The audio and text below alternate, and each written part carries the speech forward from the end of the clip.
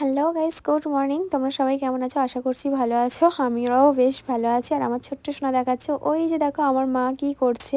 তো এই যে, আচ্ছা তোমাদের কার কার মনে আছে বলো তো সেই ছোটোবেলার কথা, রান্নাবাটি নিয়ে খেলা করা?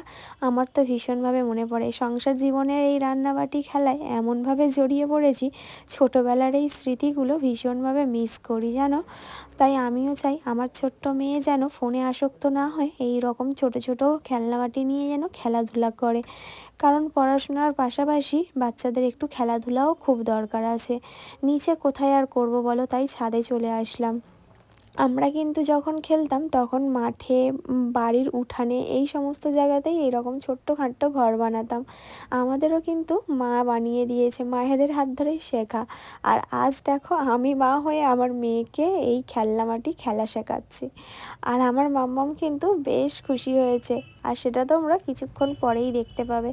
এই যে দেখো, দুটো ইঁট জোগাড় করলাম। ইঁট দুটো আমাদের ছাদেই ছিল, আর এই টালিটা নিচে ছিল। ওখান থেকে গিয়ে নিয়ে এসেছি, একটু ঘষা মাজা করে নিয়েছি। নিয়ে এই যে আমার ছোট্ট সোনার জন্য ঘর বানাচ্ছিলাম। যেহেতু টালির এক সাইডটা ভাঙা, তাই একটু অসুবিধা হচ্ছিল। আর এই ছোট্ট ঘরটাকে সাজানোর জন্য ওর পাপার ফুল গাছগুলো দিয়েও খুব সুন্দর করে সাজাচ্ছি। দেখো যেটুকু পেরেছি সাধ্য মতন চেষ্টা করেছি। আর এই যে দেখো, আমার ছোট্ট সোনার মুখের হাসি দেখে বুঝতে পারছো যে ও কতটা খুশি। তোমাদেরকে দেখাচ্ছে যে দেখো আমার নতুন ঘর। আর যেন আমার মেয়ে কখনো আগে এই রকমভাবে খেলা নিয়ে খেলেনি, এই ফার্স্ট টাইম খেলছে, আর বেশ মজাও পাচ্ছে। এতটাই মজা পেয়েছে কি বলবো। চলো আমার মাম্মামের ঘরটা দেখিয়ে দিই। ভেতরে বাচ্চারা ঘুমাচ্ছে, আর ওপরেই দেখেছো কি সুন্দর রান্না বান্না করছে।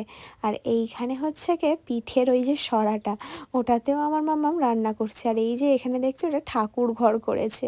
তো এইখানের কিছু গাছ রেখেছি, ফুল গাছ। বেশ সুন্দর লাগছে তাই না? কি করব বলো, মেয়ের এই রকম ছোটোখাটো আবদার, আর এই রকমভাবে বাচ্চাদেরকে মজা দেওয়ার এই একটাই উপায়।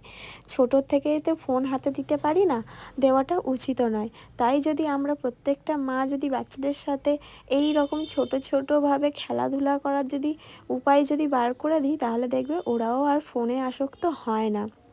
আমাদের মায়েদের জন্যই কিন্তু বাচ্চারা কিন্তু নষ্ট হয়, সত্যিই কিন্তু তাই।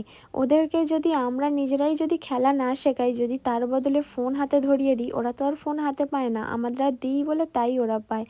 আজ ফোনের বদলে যদি ওদেরকে খেলনামাটি ধরিয়ে দিই, তাহলে বলো তো, তাহলে ওরা কি করে ফোনে আসক্ত হয়? যাই হোক, হয়তো অনেক রকম জ্ঞান দিয়ে ফেললাম, বা কিছু ভুল বলে যদি থাকি তো ক্ষমা করে দিও। তো চলো সবাই মিলে একসাথে আমরা প্রত্যেকটা মা বাচ্চাদেরকে এইভাবে খেলা দিই, দেখি ওরা ফোন ছাড়ে কি না।